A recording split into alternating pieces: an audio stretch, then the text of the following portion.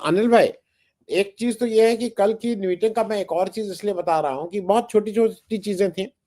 कल प्रियंका गांधी भी चूंकि इस कमेटी में, उस मीटिंग में वो भी शिरकत करने आई थी।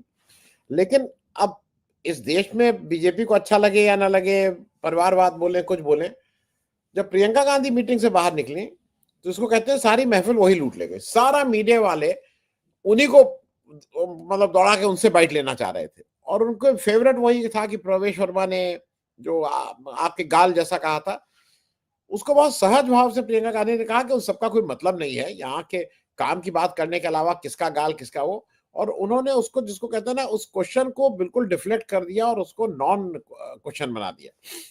मैं ये बात इसलिए कह रहा हूं कि ये जो वन नेशन वन इलेक्शन है, इसका नॉमिनक्लेचर अगर आप देखिए तो आम आदमी को लगता है वन नेशन वन इलेक्शन कितना अच्छा लगता है, मैनी इलेक्शन मैनी नेशन। तो ये सारे लोग जो है ये मैनी इलेक्शन मैनी, वो इस तरह की कुछ एक कम्युनिकेशन करने के फिराक में बीजेपी रहती है। मुझे जो लगता है कि भाई आप बिल्कुल, आपको ये बात करनी चाहिए, लेकिन आपको लार्जर इशू बात करनी चाहिए चुनाव सुधार की। आप इस पे बात करिए ना, आप बात करिए कि भाई चुनाव सुधार कैसे होंगे, लोगों का अपना मत जो है वो वहां तक कैसे पहुंचेगा, लोग अच्छे ढंग से कैसे वोट डालेंगे। इसके बजाय वन नेशन वन इलेक्शन करके उसको कहीं टाइप कास्ट ये किया जा रहा है कि ये साहब जो वन नेशन वन इलेक्शन के पक्ष में है वो वन नेशन वाला है, जो मैनी इलेक्शन के पक्ष में है वो मैनी नेशन वाला है। मैं अनिल भाई साहब इस पे एक आपका एक टिप्पणी चाहूंगा, और ये केवल अभी मतलब दिखावा है, मेन मुद्दे से बात हटाने के लिए सबका हल्ला गुल्ला हो रहा है, इसमें कोई दम भी है। नहीं, दिखावा दिखावा सिर्फ है ऐसा मानना नहीं चाहिए। ये पूरा पॉलिटिकल डिजाइन है डेमोक्रेसी को खत्म करने का। और हम लोग क्या है कि हम लोग बहुत अब 60s या 70s के ये में क्या कहते हैं माइंड सेट में है। एक आइडियोलॉजिकल रिवीजन की जरूरत है हम लोगों को भी। हम लोग वही फ्रेमवर्क में देखते रहते हैं और वही पुराना रेटोरिक सोशलिस्ट कम्युनिस्ट जैसे पुराना करते थे, वो सब अब एकदम ये हो इरेलीवेंट हो गया है। सवाल है कि डेमोक्रेसी बचेगा या नहीं, ये इंपॉर्टेंट लार्जर इशू है। और ये डेमोक्रेसी खत्म करने का स्टेप वाइज इंतजाम है। अभी उन्होंने ये नहीं कहा कि अभी जो इलेक्शन हो रहे हैं आप देख रहे हैं रिजल्ट तय है, कुछ सुनता नहीं है चुनाव आयोग। और उसका चुनाव आयोग को बोलिए तो पहली बार देखा है कि जो कंप्लेन करने वाला है, कंप्लेनेंट है, उसी के बारे में जो है कमेंट करता है। ये जो लैंग्वेज ब्यूरोक्रेसी का या इंस्टीट्यूशंस का हुआ है, इवन ये सुप्रीम कोर्ट में अभी कभी सुना है आपने कि कोई शिकायत करने जाए उसी को फाइन लगा दीजिए? ये कौन जूरिस्प्रूडेंस है भाई? मतलब कि पहली बार हम देख रहे हैं 10 साल में कर रहा उसको फाइन करेंगे, जो आया है इसे टाइम बर्बाद कर रहा है। टाइम तो तू बर्बाद कर रहा है पूरे देश का और पूरा पैसा खा रहा है। तो लेकिन वो जो है ये सुप्रीम कोर्ट, अब लेकिन बोले कौन? बात ये है कि हम इंस्टीट्यूशंस को देख रहे हैं, वही जो 50s में बनाए थे हमारे लोगों ने, वो इंस्टीट्यूशंस को देख रहे हैं और उसके आड़ में और पूरा इंस्टीट्यूशंस जो है वो कुछ है ही नहीं, उसका सिर्फ ढांचा है। इंस्टीट्यूशंस खत्म हो गया, यही चुनाव के सामने में है। अब ये बताइए, सही कहा संजीव ने, मैंने पूरा नहीं सुना, उन्होंने जो कहा कि मेनी इलेक्शन तो होना ही है, बीच में अगर विधानसभा भंग हो जाएगी तो इलेक्शन आप कराओगे। अब इलेक्शन कराओगे और उसके बाद 2.5 साल के बाद फिर इलेक्शन कराओगे। मान लिया हो सकता है 4 बार इलेक्शन हो, तो आप उसको तो 5 टर्म दे भी नहीं रहे हो 5 साल का। तो ये तो और मतलब ये असल में देखिए, सारा जो चुनाव आयोग या इनके सारे को अगर कारनामे पर आप गौर करेंगे तो आपको पता चलेगा कि जिसको कहते हैं कि उसको डीलेजिटिमाइज करना और उनको लोगों को अपने अधिकार से वंचित करने का ये प्लान है।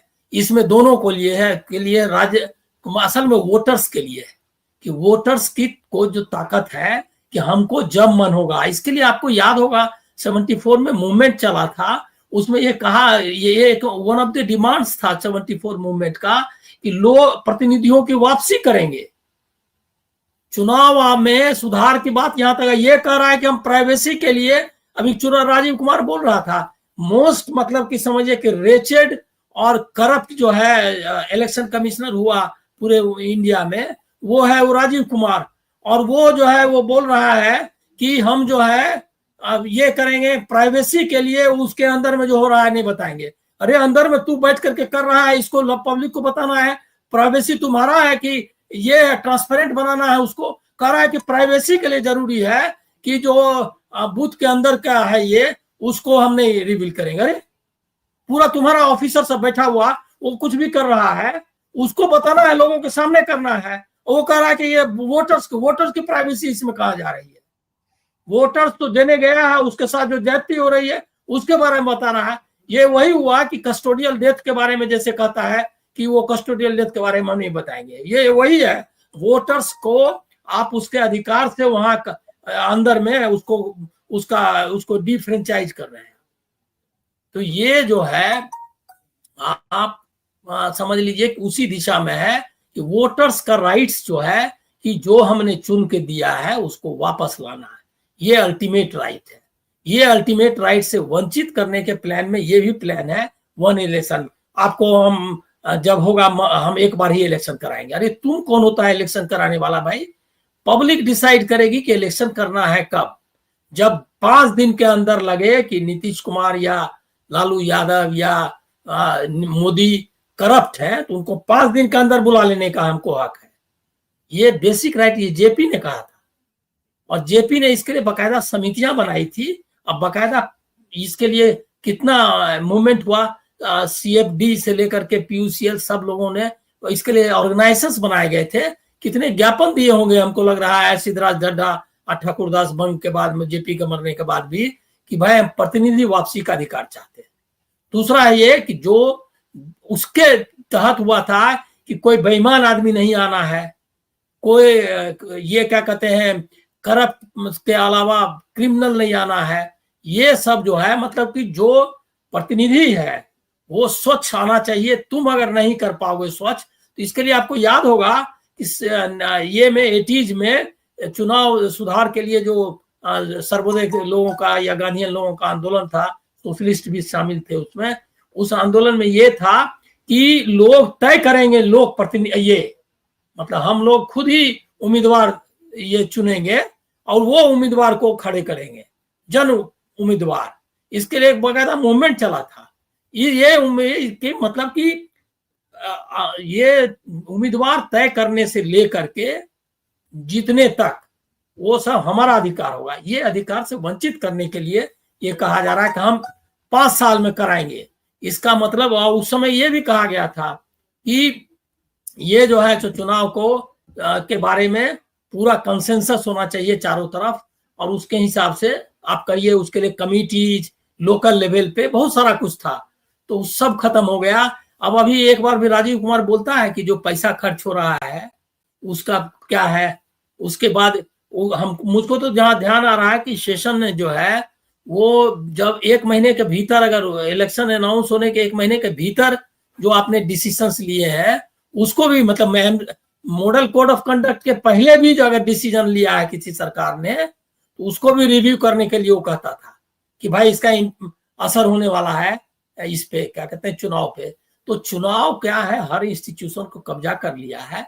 और दूसरा है क्या कि एक पूरा वो जो वन नेशन वन इलेक्शन, वो तो स्लोगन है तो अखंड भारत।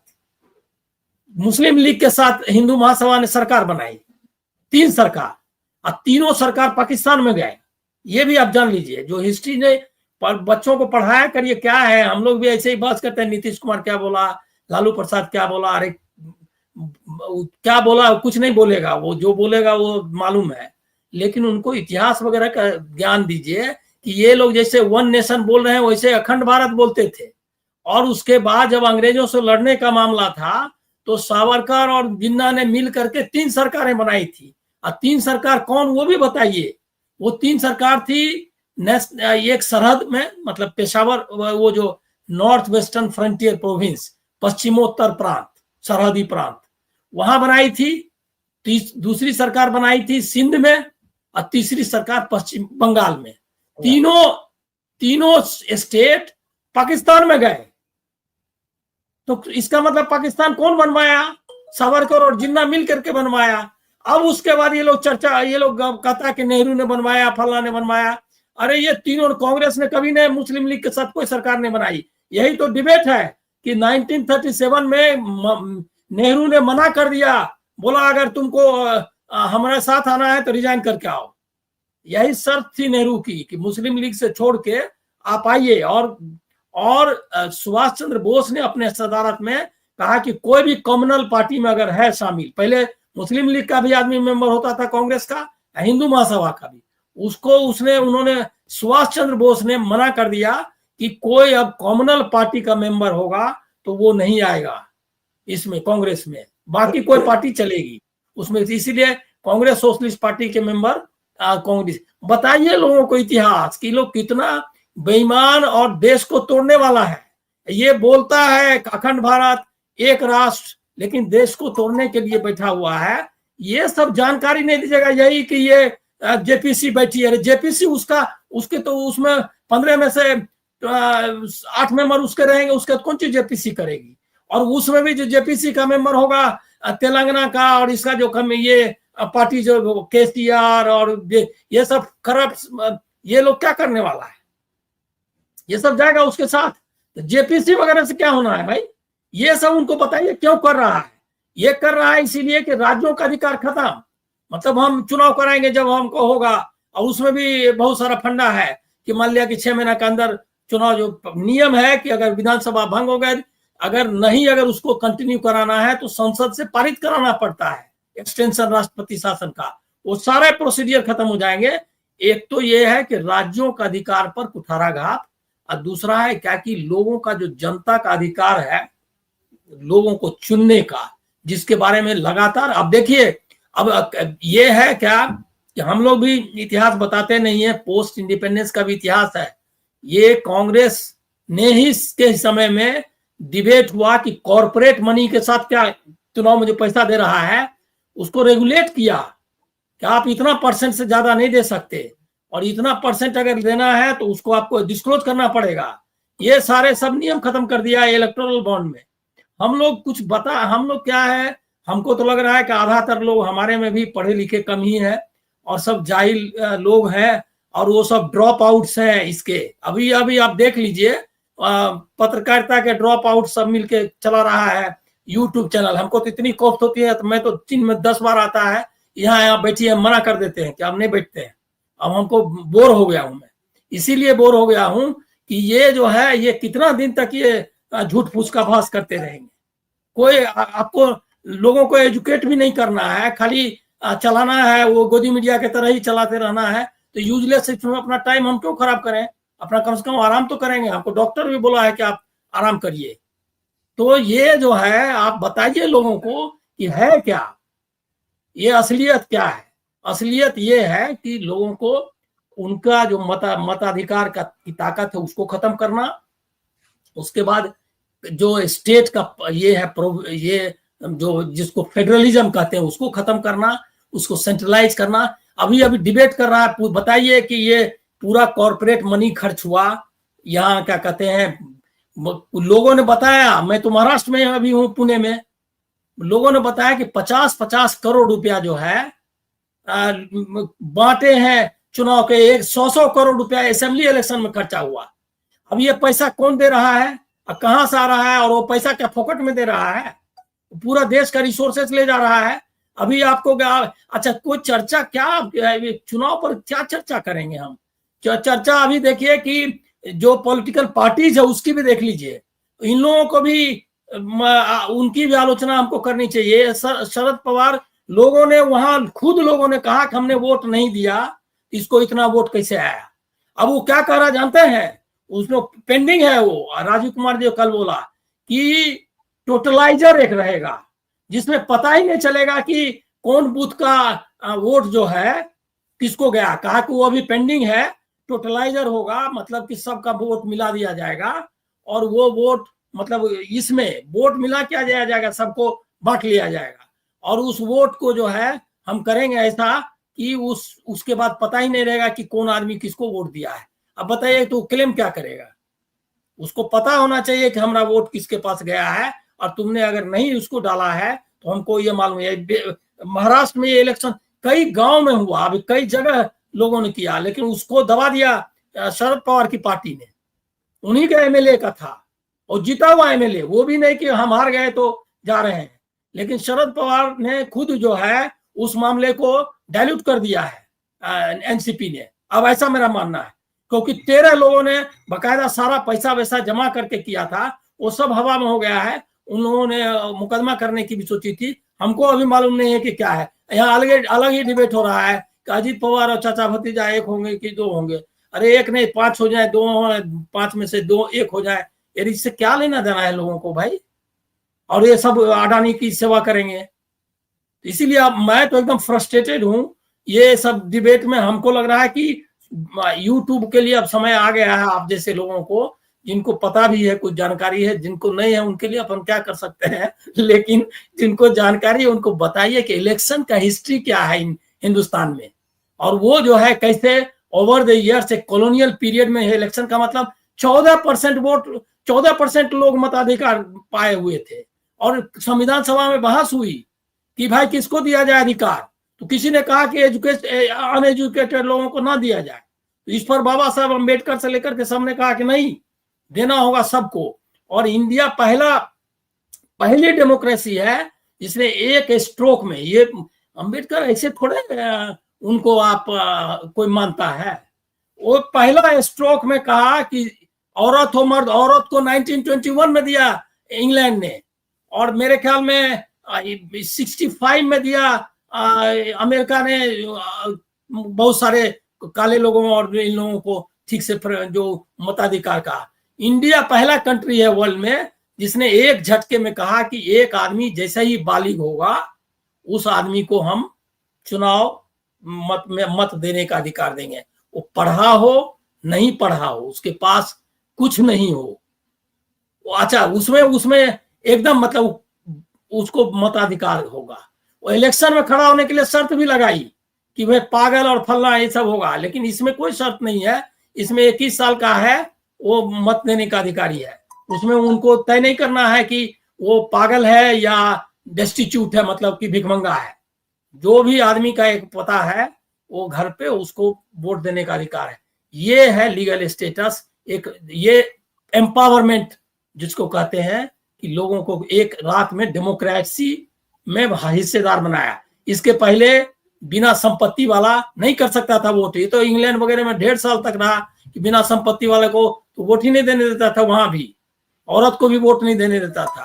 तो वो जो कि हमको जिसके बारे में है कि पूरा वेस्ट से आइडिया आया डेमोक्रेसी का, ये है, और सच में उन्होंने आइडिया मॉडर्न डेमोक्रेसी का लाया, लेकिन वो भी वहां नहीं जा पाए। इसीलिए कि इंडिपेंडेंस स्ट्रगल हमारा जो है वही हमारा समझिए कि गीता बाइबल सब है।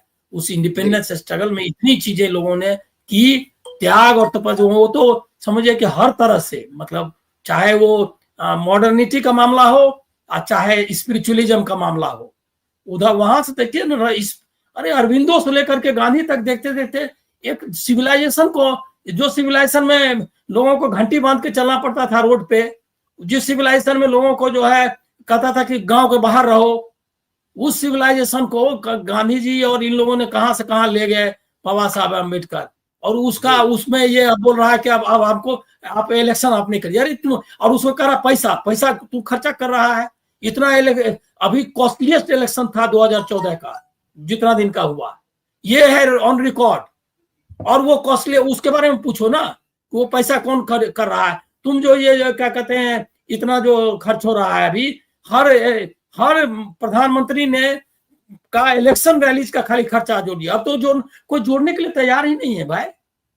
अच्छा वो पार्टीज में के खर्चे में जाता है, कैंडिडेट के खर्चा का तो हिसाब ही देना। हमको तो याद है कि 2014 तक एक छोटा छोटा कैंडिडेट इधर उधर, मतलब जो निर्दलीय एक मेरा दोस्त इलेक्शन लड़ रहा था, वो उसकी चिंता रोज की यही रहती थी कि इलेक्शन का जो ऑडिट है, मतलब उसका जो एक्सपेंडिचर का है वो देना कितना, कितनी बड़ी ये में परेशानी में रहता था वो।